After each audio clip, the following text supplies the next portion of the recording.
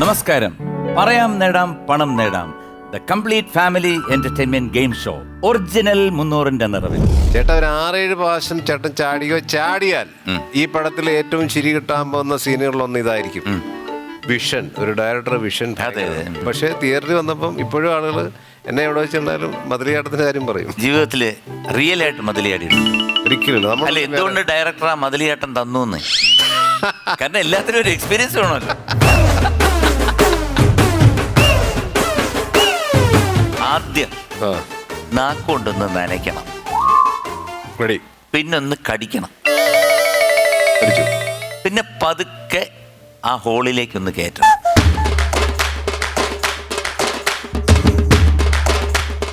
എന്താണ് പറയാൻ നേടാമാണോ എന്ത്?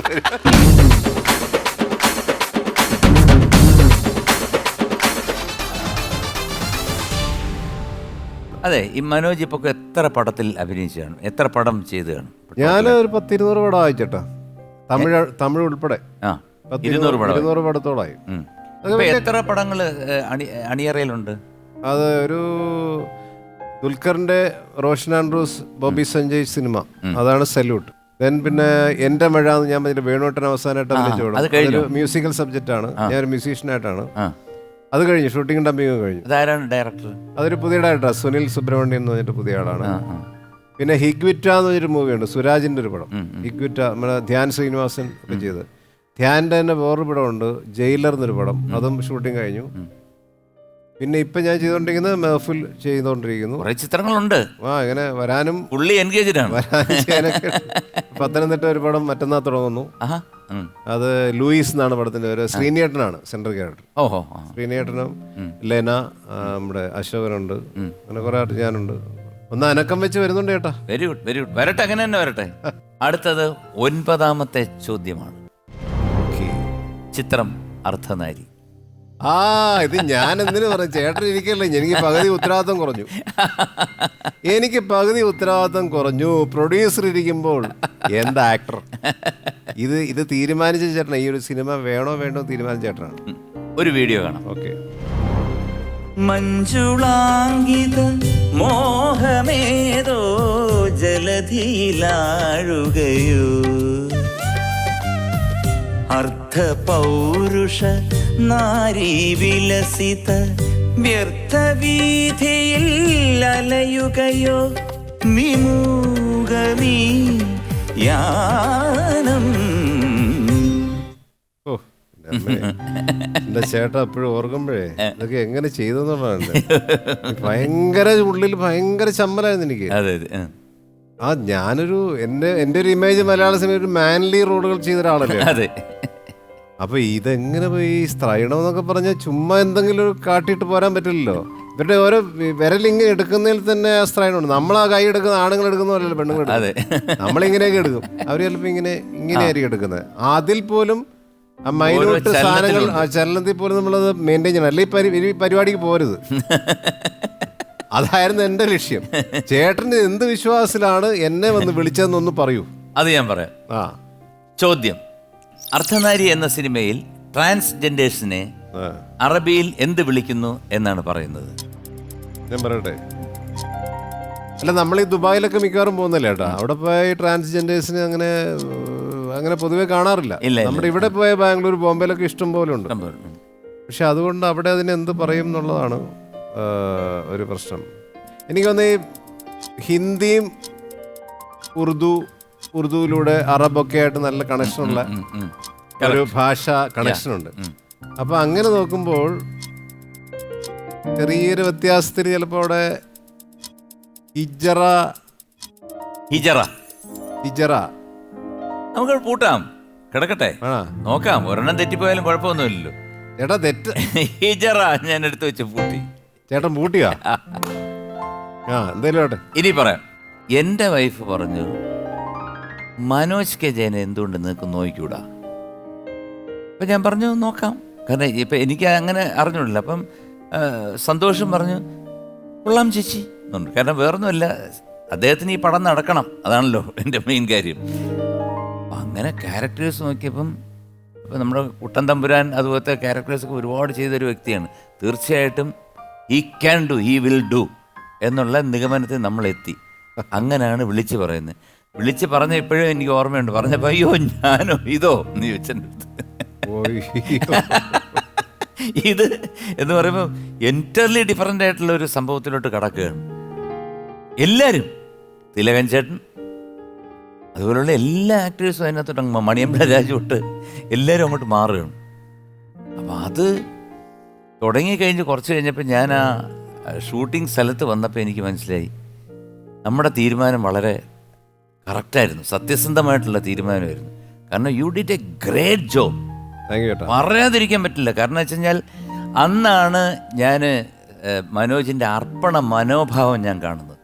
കാരണം ഒരു ഷോട്ട് എടുക്കാൻ വേണ്ടി എത്ര നേരമാണ് നമ്മുടെ പട്ടൺ റഷീദ് ഈ പ്രോസ്തെറ്റിക് മേക്കപ്പ് ഒക്കെയാണ് ഭയങ്കര ചൂടെടുത്ത് കഴിഞ്ഞാൽ ഇവിടെ അകത്ത് പൊള്ളുന്ന ഫീൽ, തൊലി മുഴുവൻ പൊള്ളുന്ന ഫീൽ. അങ്ങനെയൊന്നും ഒരു ആക്ടറോ ആക്ട്രസോ എസ്പെഷ്യലി ഒരു നടൻ അദ്ദേഹത്തിൻ്റെ മുഖം ചുളിക്കാൻ വേണ്ടി മറ്റേ ഹീറ്റർ എടുത്ത് വെച്ച് അടിക്കുക എന്ന് പറഞ്ഞു കഴിഞ്ഞാൽ ഇരിക്കില്ല. അത് മുഖത്ത് മാത്രമല്ല കയ്യിലും മൊത്തം. കണ്ണുള്ളവർ കാണുക, കാതുള്ളവർ കേൾക്കുക.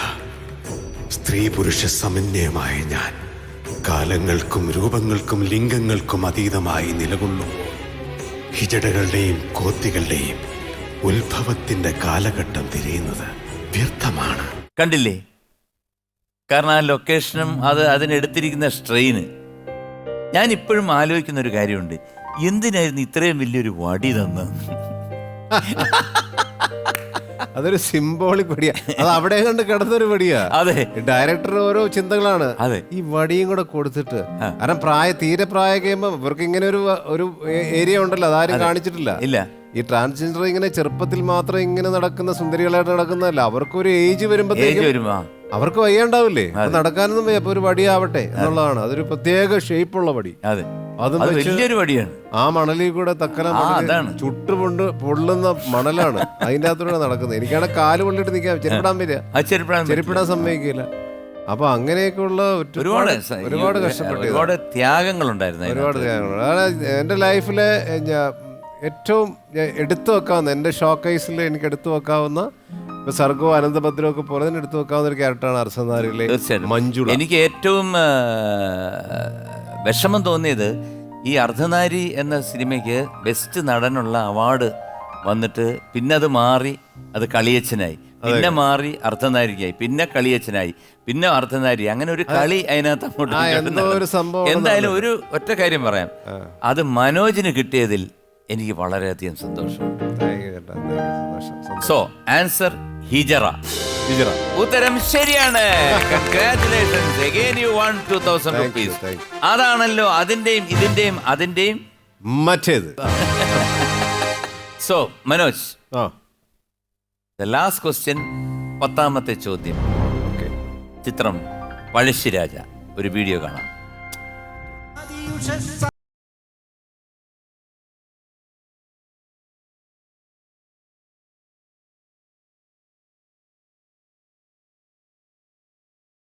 ബോധനിലാപ്പാൽ കറന്നു മാമുനിമാർ തപം ചെയ്തു നാദഗംഗയൊഴുകി.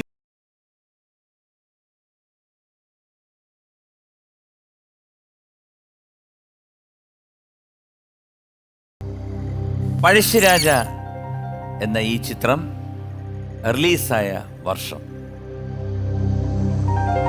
ചേട്ടാ, ഇത് എനിക്ക് നല്ല ക്ലിയർ ആയിട്ട് ഓർമ്മയുള്ളത് 2011 ഇറങ്ങിയ 99% അവാർഡുകളും എനിക്ക് കിട്ടി.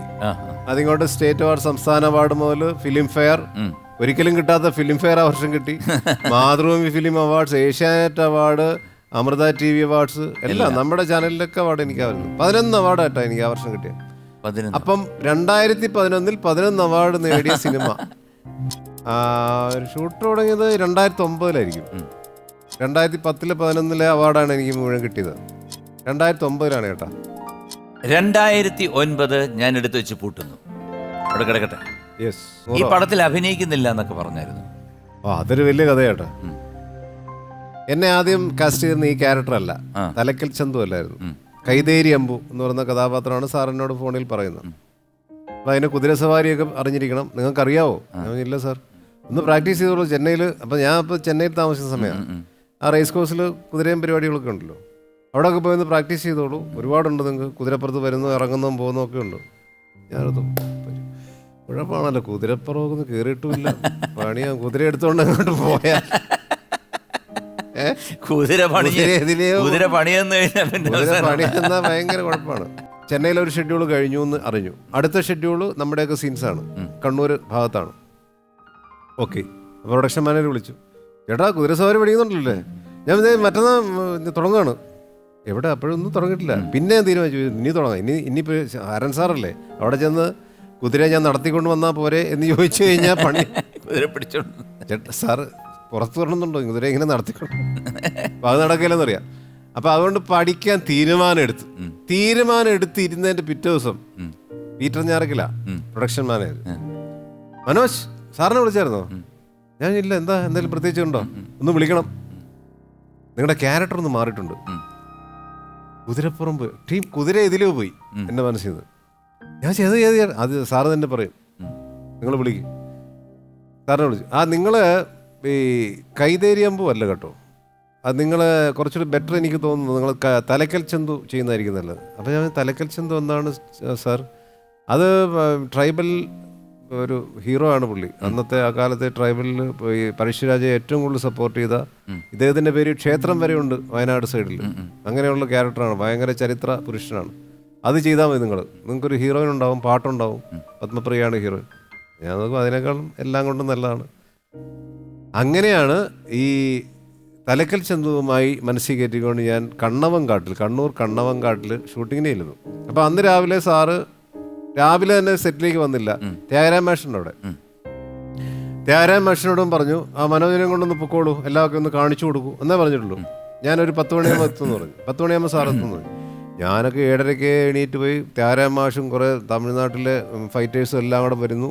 ആ കണ്ണവൻകാട്ടിലിട്ട് സാറ് വരുന്നതിന് മുമ്പ് എന്നെ കൊണ്ട് ഓട്ടം ചാട്ടം മറ്റത് മരത്തെ 100 ആദിവാസിയില്ലേ, ട്രൈബലല്ലേ, വളരെ ഫ്രീ ആയിട്ട് ചെയ്യണമല്ലോ. കവുകയെന്ന് ചൂർന്ന് വരുന്നു. എൻ്റെ കൈ ചേട്ടാ ഇവിടെ ഫുൾ പറഞ്ഞ് സാറ് വരുമ്പോഴത്തേക്ക് എൻ്റെ ദേഹം മുഴുവൻ പൊട്ടി ചീറ്റി പറഞ്ഞിരിക്കുക. എനിക്ക് മനസ്സിലായി ഒരു ഷോട്ട് പോലും എടുത്തിട്ടില്ല. ഇതെന്നെ കൊണ്ട് പറ്റുന്ന റോഡല്ല, നടക്കില്ല. കൈതേരിയമ്പൂ പിന്നെയും ഭേദമായിരുന്നു. കൈതേരിയമ്പൂ കുതിരപ്പുറത്ത് വരുന്ന വിഷയമുള്ളായിരുന്നു. ഇത് അഭ്യാസമാണ്. കാട് ഇയാൾക്ക് കളിത്തൊട്ടിലാണെന്നാണ് MT സാർ എഴുതി വെച്ചിരിക്കുന്നത്. തലക്കൽ ചന്തുവിന് കാട് കളിത്തൊട്ടിലാണ് എന്നാണ് സ്ക്രിപ്റ്റില്. ചുമ്മാ പുല്ല്, സർവത്ര അഭ്യാസം, വള്ളിയിലൊക്കെ പറന്നു വന്ന് അമ്പയുന്നത്. അങ്ങനെ ഇതൊക്കെ എന്നെ കൊണ്ട് പറ്റുമോ? എനിക്കതിനുള്ള കോൺഫിഡൻസും വരുന്നില്ല. അതിൻ്റെ ഇടയ്ക്ക് ത്യാഗരാജൻ രാവിലെ വന്ന് ഇതെല്ലാം കാണിച്ച് എൻ്റെ കംപ്ലീറ്റ് കോൺഫിഡൻസും പോയി. ഞാൻ തീരുമാനം എടുക്കുന്നു. അസോസിയേറ്റ് ഡയറക്ടർ PRS ബാബു സാറിനോട് നേരിട്ട് പറയാൻ മടി. ഞാൻ പറഞ്ഞു, ബാബുട്ടാ ഇങ്ങനെ ഒരു വിഷയമുണ്ട്, എന്നെ ഒന്ന് ഒഴിവാക്കണം പ്ലീസ്, ഞാൻ പോകും. സാറിനോടൊന്ന് പറഞ്ഞു. നിങ്ങളെന്താ പറഞ്ഞു? നിങ്ങളെന്തിനാ പറ? അയ്യോ ഞാൻ പറയത്തില്ല, സാറിനെ അറിഞ്ഞൂടെ? അപ്പൊ സാറ് തെറിഞ്ഞു. എന്താ പ്രശ്നം? സാർ എന്നെ ഒന്ന് ഒഴിവാക്കിക്കൂടെ സാർ, എന്നെ ഒന്ന് ഒഴിവാക്കിക്കൂടെ? എന്താ ഒഴിവാക്കിക്കൂടെ എന്ന് സാർ? എനിക്ക് ചെയ്യാൻ പറ്റുമെന്ന് തോന്നുന്നില്ല സാർ, നിങ്ങൾ കോൺഫിഡൻസ് ഇല്ല. എന്ത് പറ്റി നിങ്ങൾക്ക്? ഞാൻ സാർ ഇവിടെ രാവിലെ വന്നത് കണ്ടോ സാർ, ഞാൻ ഇങ്ങനെ കാണിക്കുക പിച്ചക്കാരനെ പോലെ. സാർ ഇത് കണ്ടോ സാർ? അല്ല അദ്ദേഹം മുഴുവൻ പറഞ്ഞു, സാർ ഒരുപാട് പണിയുള്ളല്ലോ സാർ, ഒരുപാട് അഭ്യാസം ഇല്ലേ സാർ, എനിക്കതിനുള്ള കോൺഫിഡൻസ് ഇല്ല, അതിനുള്ള ഫിസിക്കുണ്ടോ? ഇല്ല. നിങ്ങൾ ചുമ്മാരിക്കും മനോജ്, വേറെ വല്ലവരാണ് അവിടെ ഇങ്ങനെ പോകണമെന്ന് അവിടെ 1 കിലോമീറ്റർ അപ്പുറത്ത് കേട്ടാൽ അവിടെ നിന്ന് വണ്ടി കയറ്റി വിടും. അതാണ് സാറിന്റെ സ്വഭാവം. സാറൊക്കെ നമ്മൾ അതുപോലെ സ്നേഹിക്കും, മക്കളെ പോലെ കാണുന്ന സാർ ഇടയ്ക്ക് പറയാറുണ്ട്. അതുപോലെ സ്നേഹവും ആത്മാർത്ഥവും ഉള്ളതുകൊണ്ടാണ് സാർ പറഞ്ഞത് എവിടെ പോകുന്നു? എവിടെ പോകുന്നില്ല. നിങ്ങളെന്താ പറയുന്നത്? നിങ്ങളെ കുട്ടൻ തമ്പരാനാക്കിയ ആളാണ് ഞാൻ. തമാശ കളിക്കുന്ന നിങ്ങളെന്ത് ചെയ്യും? ത്യാഗരാജൻ ചെയ്തൊക്കെ പോട്ടെ. ത്യാഗരാജനോട് ഞാൻ പറഞ്ഞില്ലല്ലോ നിങ്ങളെ കൊണ്ട് ജയിക്കാൻ. ത്യാഗരാജ മാഷിനെ കുറച്ച്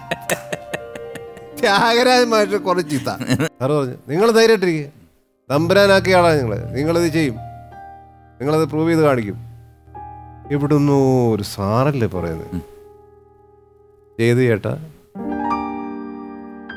അതിനകത്തില്ലാത്ത ആർട്ടിസ്റ്റുകളില്ല. തിലകൻ ചേട്ടൻ, വേണുചേട്ടൻ, നമുക്ക് പറയേണ്ട ആവശ്യമില്ല. ഏക മെയിൽ ആർട്ടിസ്റ്റ് സ്റ്റേറ്റ് അവാർഡ് എനിക്ക്. അതാണ് എൻ്റെ ഗുരുനാഥൻ ഹരിഹരൻ സാർ. സംശയമില്ലാതെ സോ 2009 ഉത്തരം ശരിയാണ്. കൺഗ്രാറ്റുലേഷൻസ്. 20,000 രൂപ സമ്മാനമായി ലഭിച്ചിരിക്കുന്നു. Very good, very good. God bless you. മനോജെ, എത്ര പടങ്ങൾ, എത്ര അഭിനയ രംഗങ്ങൾ, എത്ര ക്യാരക്ടേഴ്സ്, അതിനെല്ലാം അനശ്വരമാക്കിയ ഒരു വ്യക്തിയാണ് മനോജ്. അപ്പം മലയാള സിനിമയെ തന്നെയുള്ള ഒരു പുലിയാണെന്ന് പറഞ്ഞു കഴിഞ്ഞാൽ ആണ് ചേട്ടാ. മനോജ് ഒരു പുലിയാണ്.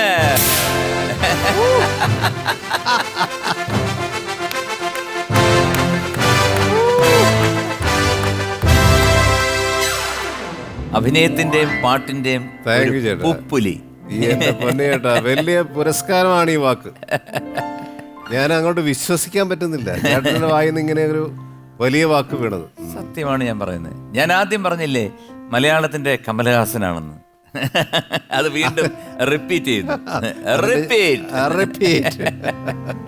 അതുപോലെ ചേട്ടാ, എൻ്റെ ഈ 2-3 ദിവസം ഏറ്റവും സാർത്ഥകമായി. കാരണം ഞാൻ ഈ ടി വിയിലുള്ള ഈ ഷോയിലൊക്കെ പോകുമ്പോൾ പാട്ടുമായിട്ട് ബന്ധപ്പെട്ട പരിപാടിയിൽ പോകാനാണ് ഇഷ്ടം. ആളുകൾ എന്നെ അങ്ങനെ വിളിക്കാറുള്ളൂ.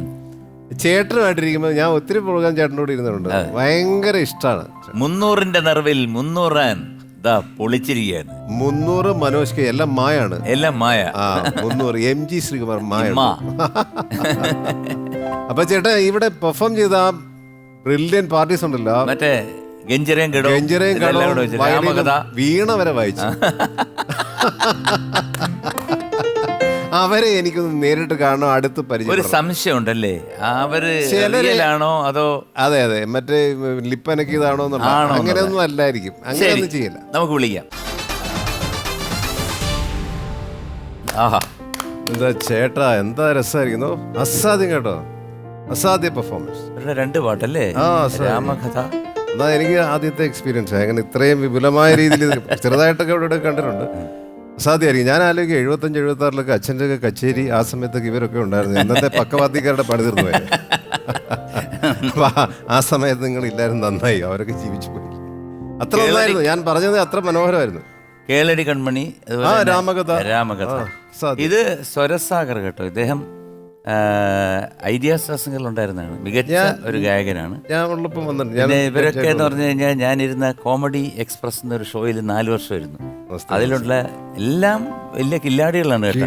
നമ്മൾ വിചാരിക്കുന്ന പോലെ അല്ല ചേട്ടാ. എൻ്റെ ഒരു ആഗ്രഹം ഞാൻ എനിക്കിപ്പോ തോന്നിയതാണ്, ചേട്ടനൊരു 4 ലൈൻ ഇവരോട് പാടുന്നു. അവരെ വിശ്വാസം ഇല്ലല്ലേ? നേരത്തെ കേട്ടപ്പോ ഈ അതാണ് പ്രശ്നം. കാരണം നമ്മള് ടോട്ടൽ പെർഫെക്ഷനിൽ ഒരു കാര്യം കേൾക്കുമ്പോൾ ഇത് റെക്കോർഡ് ചെയ്താണോ അതോ എങ്ങനെയാണോ എന്നൊക്കെ നമുക്കൊരു സംശയം തോന്നും. അതൊന്ന് തെളിയിക്കണം. എനിക്ക് എൻ്റെ ആഗ്രഹം. ഞാൻ ഇവരെ ഇടയ്ക്കിടയ്ക്ക് പോയി ചെക്ക് ചെയ്ത് തുടങ്ങി. അല്ല, അപ്പൊ എനിക്കൂടെ ചെക്കല്ലേ?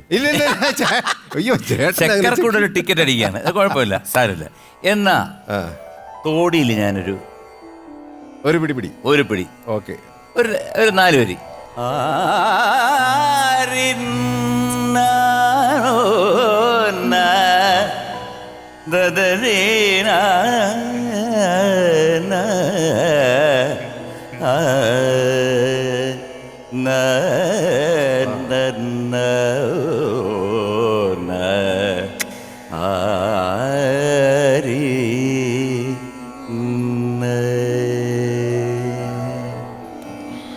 ചിന്താമണി മന്ദിരം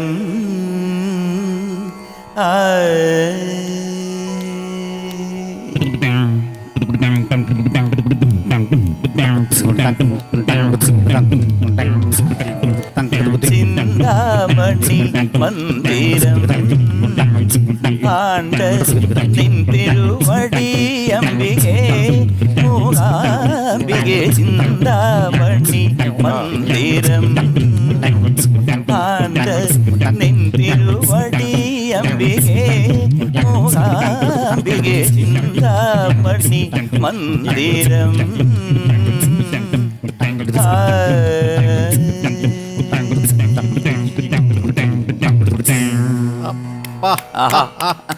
ചേട്ടാ, പാട്ടിൽ എങ്ങനെ ഉണ്ട് അതുപോലൊക്കെ തന്നെ ഉണ്ട്. അത്ര മനോഹരമായിരുന്നു കേട്ടോ, പെർഫെക്റ്റ്. കച്ചേരിക്കാര് പറയുന്ന ഒരു വാക്കുണ്ട്, കാച്ചി മുക്കി സുഹൃതക്ഷയം എന്നല്ല, വേറൊന്നും പറയാനില്ല. ഈ ഒറിജിനൽ 300 തിമിർത്തു. സോ നിങ്ങൾക്കെല്ലാം ഇഷ്ടപ്പെട്ടു എന്ന വിശ്വാസത്തോടു കൂടി നമ്മളിവിടെ വൈൻഡപ്പ് ചെയ്യാൻ. Good night, sweet dreams.